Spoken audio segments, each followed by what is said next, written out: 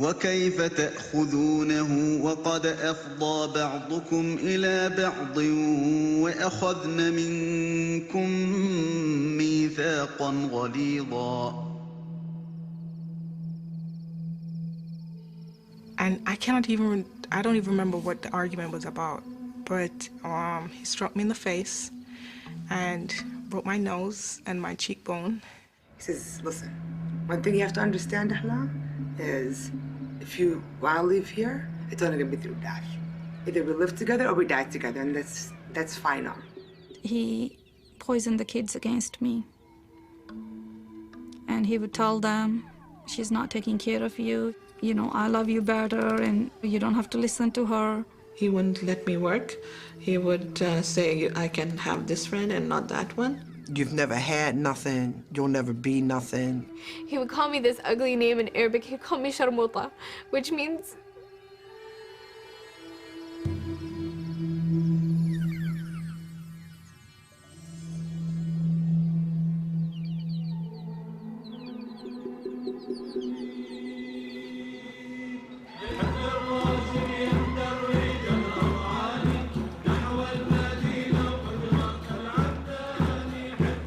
As Muslims in America, we are a diverse community. Some of us have lived here for generations. Others are new immigrants. One family prays 5 times a day. Another comes to the mosque only once or twice a year for Eid. But no matter what our culture or customs, Allah has blessed us with the gifts of marriage and family love. Always good to see you. Always. And this is what it's all about. It's all about the family. It really wasn't until I got married that I realized everyone didn't have the marriage that my parents have. I never saw my parents curse at each other. I never saw them be violent toward each other. This mutual respect and tolerance, they argued very little. Sadly, not all of us understand Allah's blessings. Shocked every single time. I was shocked when he cursed at me, and when he would call me names. I was shocked when he pushed past me. I was shocked when he slapped the phone out of my hand. I was shocked that morning we got up and, you know, he hit me in my face. The Prophet Muhammad alayhi salam, he said, you will find in my ummah, my nation, some of what you find in every nation. If you find that there is battery, there is sexual abuse, there's child abuse, in the other societies, you're going to find it among Muslims, so don't be surprised. Well, actually, I have done the first research in the United States on the incidence of domestic violence in the Muslim community, and I found the incidence to be approximately 10%, which is about the same as the national average in the U.S. I was shocked that it wasn't much, much less. I thought it would be 1 to 2%. That was very surprising to me. When someone says something that hurts your feelings, that hurts your heart, that makes you feel uncomfortable, it's not right. When someone talks to you and calls you names, when someone is putting you down. If we add to it verbal violence, psychological violence, emotional violence, and sexual violence, the figure would go up to at least 50%. Most of them don't even understand that or don't think of what they're doing as violence. They might say, okay, they're having difficulties, there are communication problems, they don't get along. It's not just someone knocking you upside your head. It's emotional abuse, it's verbal abuse, it's financial abuse. My husband comes home, he locks himself in the bedroom, the master bedroom in their house. She brings him the dinner, and then he puts her out. She doesn't have a full mattress. She has to sleep on one of the half mattresses that the infants used to sleep in. This is psychological violence. I do not want to repeat the words that he said, but he used swear words, and he would say like really bad things about me, that I'm a really bad woman, that I go out with other men and all this kind of stuff, which, you know, you can take so much from, but someone attacking, especially when your children are there, they're hearing about it, you kind of just lose control and you want somebody to help you and you don't know what to do. Usually people do not tell me that they are experiencing violence. A lot of the women that I see will present with symptoms of anxiety or depression. And you think maybe if you scream, somebody will listen. You know, maybe if you hit yourself, somebody will notice. So I don't know, maybe that's what was going on at that time in my mind. I don't know what was going on, but when he would say bad things, I just couldn't take it. When I start asking them about their marriage, about their relationship, I usually ask very specific questions. Are there times when your arguments might get to the point where somebody gets pushed or hit or objects are thrown? And usually when I'm in the beginning of getting to know a person, they'll sort of minimize what's going on. So they might say, well, he never hit me. And when he throws things, he's not throwing them at me. So they'll really downplay what's happening. And in my mind, at that time, it wasn't abuse. It was just him having an anger problem. If I don't make breakfast, if it's not good enough, what's he gonna say? Am I gonna be able to have time to make breakfast, take the kids? If I don't, what's he gonna do to me? So I usually, I draw a line between arguing and the kind of behavior that makes a woman feel afraid. If he would come home in a bad mood, I would start having some fear because I know sooner or later he's gonna be around to me. He's gonna find something to make. And sometimes that is something they haven't thought about before, that they are living in constant fear, dreading when he's gonna come home. Before he comes home, they start trying to make the house look perfect, make the kids look perfect, try to, dinner's ready, and they live in this constant state of anxiety. Almost I would try to make myself disappear, almost, be as quiet as possible. The abuses were going on in other way, like physically, sexually, mentally. So he was like, you better not go to the police and you better not say anything and I'm going to do this to you. And it's like, aren't you afraid of me? I looked him in the eye and I said, no, I'm not afraid of you.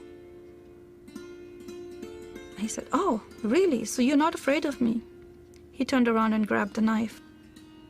I quickly ran out of the house and I went into my neighbor's house.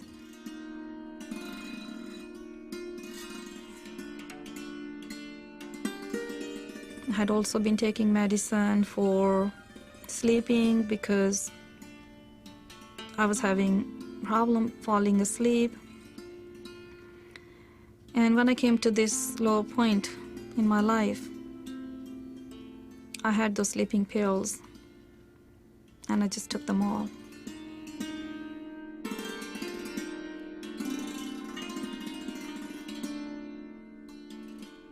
I have not talked about this very often in public.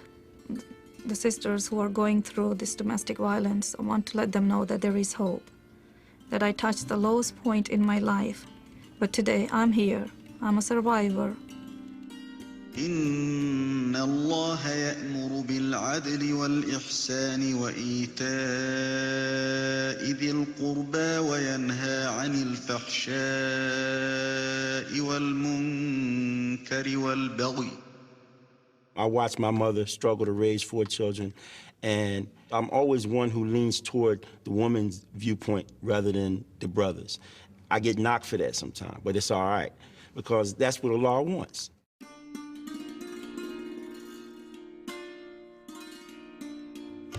The violence usually befalls women more than men. Statistically, we know that only a very small percentage of domestic violence is addressed to men.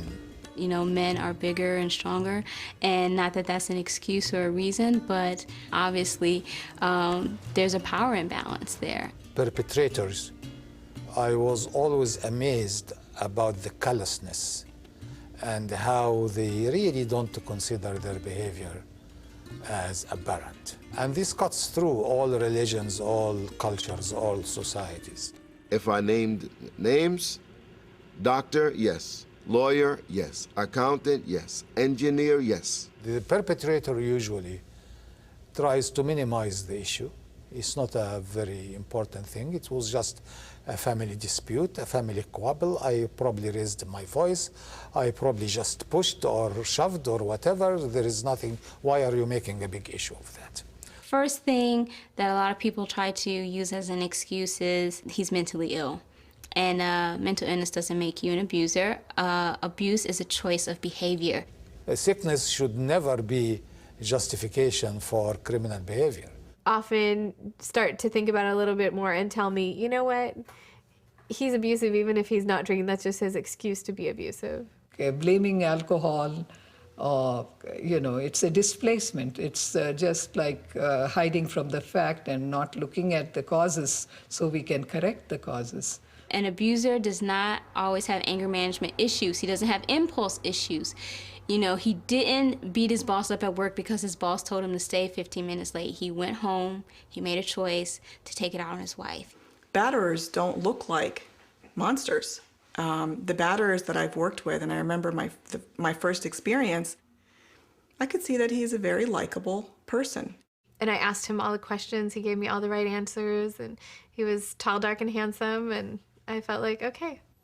People are shocked when they find out because he always looks really happy, and he's the first one to help. He's the first one to be jovial. He's the first one with a good or kind word. He was so charming and so attentive and, complimenting everything. And I could do no wrong. Everything I did was lovely, and that's how it was in the beginning. And so you can't tell by looking at a person, this is the man who beats his wife. That kind of behavior happens behind closed doors. From the day we got married, things changed a lot.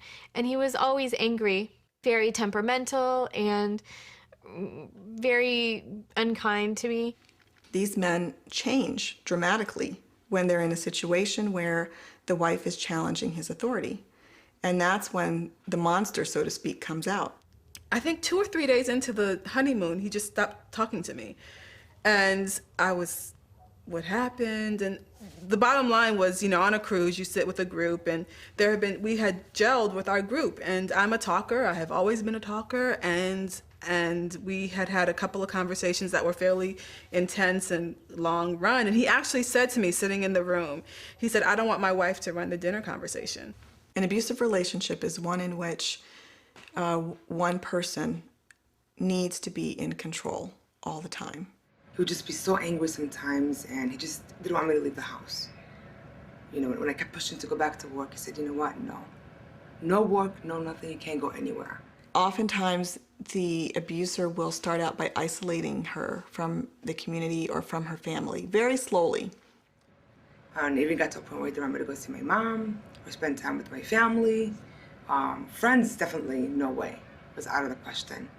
And I'm not used to that. I'm used to working, being with my friends, being with my family. I thought it was okay at first that he would start restricting where I could go and who I could be with. Very gradually, so that she's not even aware it's happening. So he might start by saying, every time you go to visit your sister, you seem to come back with this, defiant attitude. So I don't want you to visit your sister anymore. And so gradually disconnect her from any kind of a support. So there's the isolation. It's like it got worse. It got more restrictive, as to where I could be. And, there were a lot of demands being made. And then it started becoming physical when those demands weren't met. There's also the secrecy and the silence.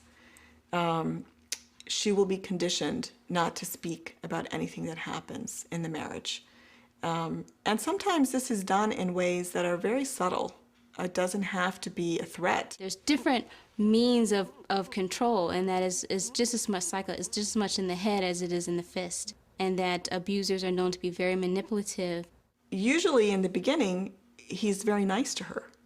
And she loves him, and she wants to do whatever will make him happy. So when he says, let's make an agreement that when we have a fight, you'll not tell anybody outside the family, you won't tell your parents.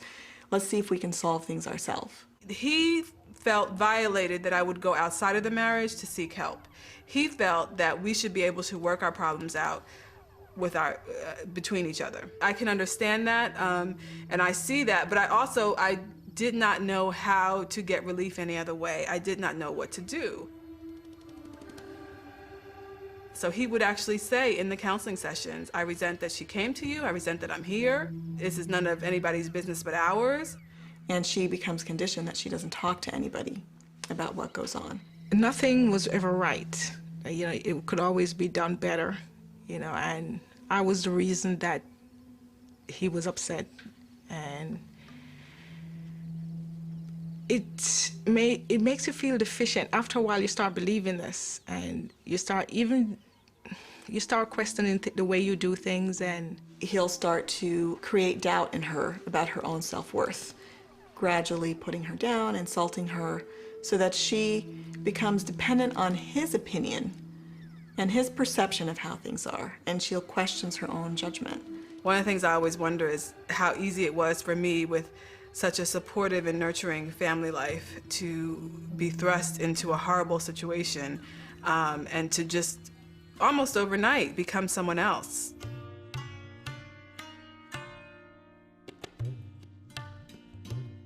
And generally, that is the first question. He's not that kind of person. He's not a violent person, so what did you do that angered him so much? She made me do it. He'd say, you know, I hit her because she wouldn't be quiet. Let me rant. It's okay. Let me yell and scream. If she was a good Muslim wife, she would have been quiet.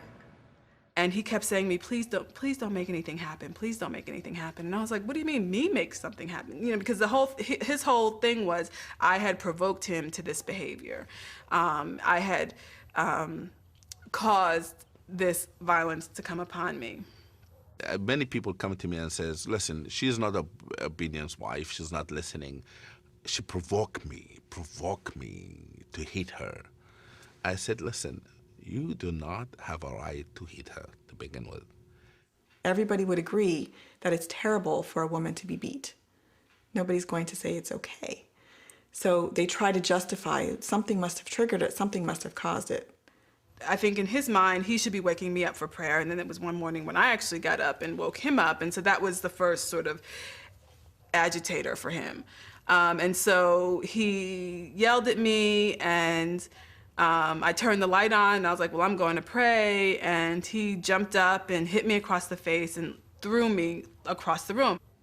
Or you just want to go out to work and because you want freedom, because you want to go look for other men or something, why don't you just stay home? And I was stuck in a situation because if I stay home, he's not working. Who's going to pay the mortgage? I'm going to be thrown out. I would be homeless with my children. So I couldn't leave the job and you know, to meet his condition, oh, you have to stay home. You were told by your mother, oh, well, if he's upset, just cook a little better, keep the children quiet, clean the house a little better, but this is part of it, you know. I felt like, okay, this is my test, you know? I can't control anybody else, but I can control myself.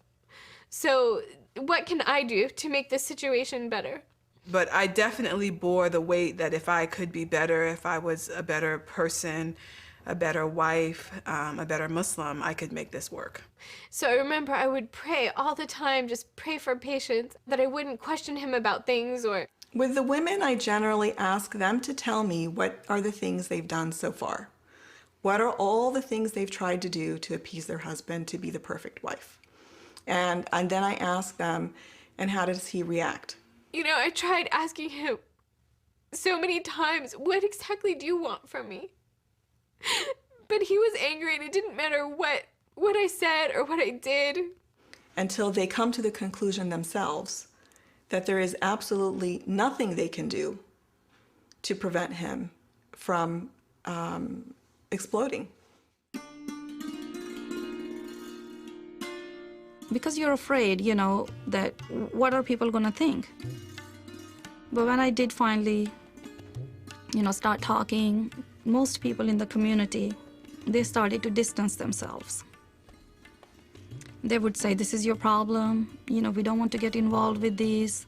They usually get so many doors shut in their face because people either don't believe them or minimize what they're experiencing or blame her. The first time I actually walked out of the house was when Lulu was 2 months old, my eldest daughter. I went to stay with my mom for a few days.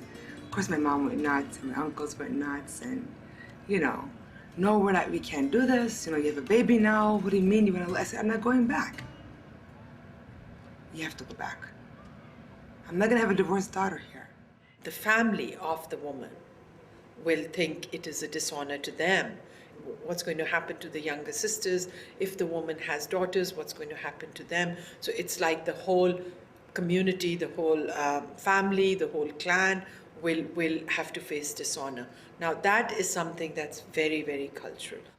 Growing up in the, an Arab community, even though we were here in Chicago, but still, everybody that we mixed with was basically Arab from our village.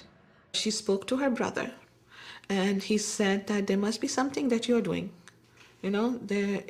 Why is this man acting like that? You must be doing something. And she kept on asking him for help to come out of the situation. And he said that, if you were back home, I would have killed you by now. My uncle came and said, okay, time to go back. Enough silliness, you have to go back to your husband. If she doesn't come back to me, I'm gonna burn your house down. The most important barrier is the batterer themselves, forced to stay. Another one is fear. Well, what I'm gonna do is that I am going to kill her, and I'm gonna kill your grandchildren. That's what this is the messages he would leave on my mom's phone. He comes from a family of a lot of money. And even though they're in another country, that, things can happen so that kids disappear and go places. And because he had specifically said that he would take my child and leave. I think I probably had a bruised lip or something. And I called the Imam, and he came back to my mom's house and he spoke to both of us. And then he said, for us to shake hands and go home. And I did that, because I thought that was the right thing to do. Hope. They hope that he'll change, hope it'll get better, hope, that hope and love, they cling to that, they want that. I felt like, what, if I don't give him reason to be mad at me, then why would he ever be bad to me, I felt like that's what I am really good at, is making things work. I started saying to myself, maybe, you should stick this out, and maybe people can change. I really believe that. The other cultural thing is not encouraging women to become financially self-sufficient. There is nothing in Islam that says a woman cannot earn and cannot be in charge of her own income. A lot of people would say, oh, leave him, he's no good. But people wouldn't say, you and your 4 kids and your cat, come stay with us. So what do? People stay because they don't have anywhere to go. What are you going to do? Go live on the sidewalk? Go sleep in the street? Power and control, and this is one way of controlling the woman if she's financially dependent on her husband and her in-laws. I look at a lot of the women that I've worked with. They don't speak English. They have no or very little education, have no work experience. The abuser likes to misinform them about their immigration status. And many times the abuser will tell them, I'm going to deport you. When you're an immigrant, you don't know the resources. Many immigrant women stay within their immigrant populations because that's the only home they have here in the United States. They won't sacrifice that because that's all they have. But that's the first thing people would say when they see an immigrant come in to seek help. Oh, that's the way they act in their country. It's okay. But they would not say that about the Americans that would come in. And I didn't want to call the police for a couple of reasons. Number one, my family was not into getting the police involved. Number two, he was undocumented, which means immigration is most likely going to get involved. And part of the brainwashing is you don't call the police on your man, or you don't call the white man on your black man. Because I'm an African American and because I have dealt with men who say, brother, she called the police on me. That's the last thing. I'm a black man and my wife called the police on me. That's it. Well, we can take the position, don't send me to the morgue, or don't send me to the ER, and I won't have to send you to jail. I have to be clear. Muslims believe in law. We believe that people should be punished for crimes. We live in a very unfortunate environment because I'm sure that if they arrest a Muslim man in domestic violence, they will write in the paper Islamic domestic violence, like they say Islamic terrorism. Need of the community to present a positive image cannot be won on the back of abused women. That's from an ethical standpoint. From a practical standpoint, you're not going to keep it secret. You'll never keep it secret. This is hard fact of life. This is ugly fact of life, that the word Islamic is drawn into the mud. But this does not justify to hide it. We have to treat it. يا أيها الذين آمنوا كونوا قوامين بالقسط شهداء لله ولو على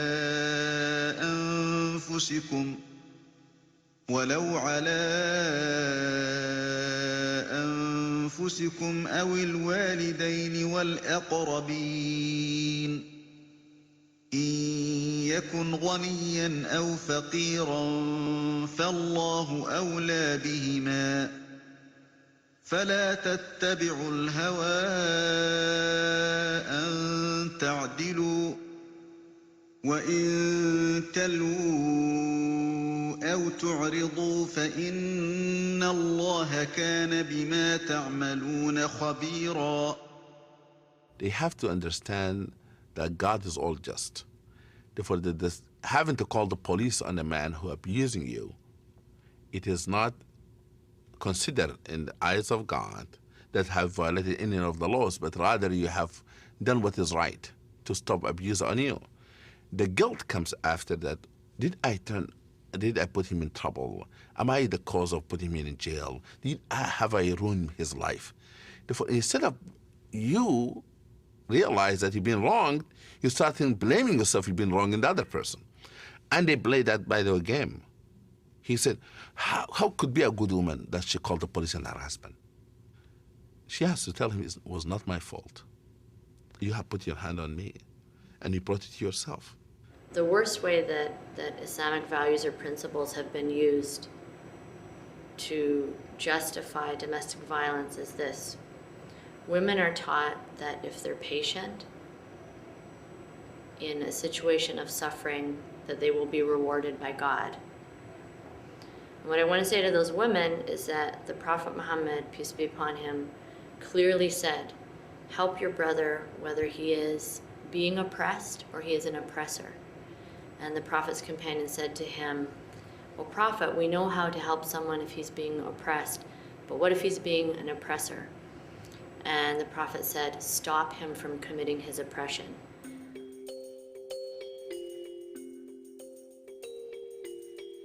If you know that there is a brother in the community who has what we're called a heavy hand, you have to speak up, you have to speak out. It helps them to know that what you're doing is wrong, and I'm not doing it as some whistleblower. I really care about you, and I want to see you become whole. And the fact that I love you, and that, one, I may be your wife, but two, I'm your sister in Islam. And I want to see you in the hereafter, in a peaceful way. As individuals, we are accountable for ourselves as individuals. And on the Day of Judgment, we'll all be asked about our own deeds and our own choices. And if we are in a position to stop injustice, if that injustice is occurring against ourselves, we are obligated to do whatever's in our power. Some people don't have that option. Some people can't do anything about it. But then it becomes a community responsibility. At some point in time, we have to establish peace and what is right and what is wrong. We have to keep on remembering that everything happens for a reason, and it's up to us. We have to take that step. And, it's not that Allah subhanahu wa ta'ala has abandoned us. It's just that, we have freedom of will, and we have to have the will to do certain things.